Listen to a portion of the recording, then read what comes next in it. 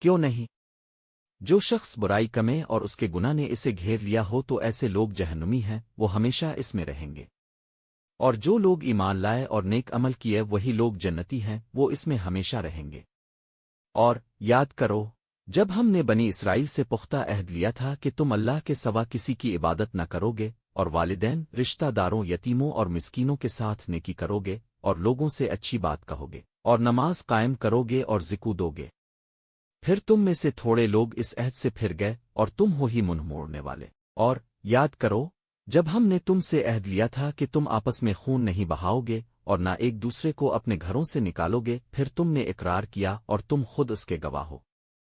پھر تم وہی لوگ ہو جو اپنے میں سے بعض کو قتل کرتے ہو اور اپنے ہی میں سے کچھ لوگوں کو ان کے گھروں سے نکالتے ہو، ایک دوسرے کے خلاف گناہ اور ظلم کے ساتھ ان پر چڑھائی کرتے ہو۔ اور اگر وہ قیدی بن کر تمہارے پاس آتے ہیں تو فدیہ دے کر انہیں چھڑاتے ہو، حالانکہ انہیں نکالنا ہی تم پر حرام تھا۔ کیا تم کتاب کے بعض حصے پر ایمان رکھتے ہو اور بعض کا انکار کرتے ہو؟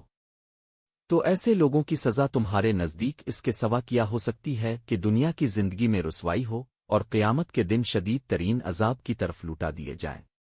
اور اللہ تمہارے اعمال سے بے خبر نہیں ہے۔ یہی لوگ ہیں جنہوں نے آخرت کے بدلے دنیا کی زندگی خرید لی، پس نہ ان سے عذاب ہلکا کیا جائے گا اور نہ ہی ان کی مدد کی جائے گی۔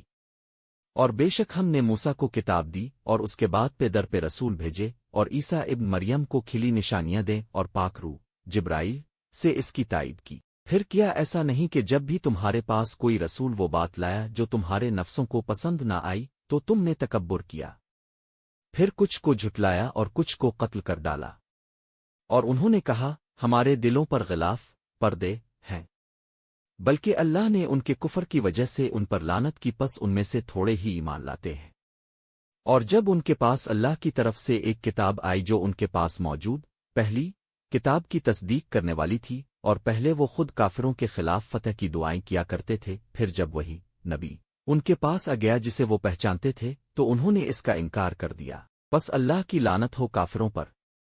کیا ہی بری ہے وہ چیز جس کے بدلے انہوں نے اپنے آپ کو بیچ ڈالا کہ اللہ کے نازل کردہ حق کا انکار کر رہے ہیں، محض اس ضد کی وجہ سے کہ اللہ اپنا فضل اپنے بندوں میں سے جس پر چاہے نازل فرمائے، پس وہ غضب پر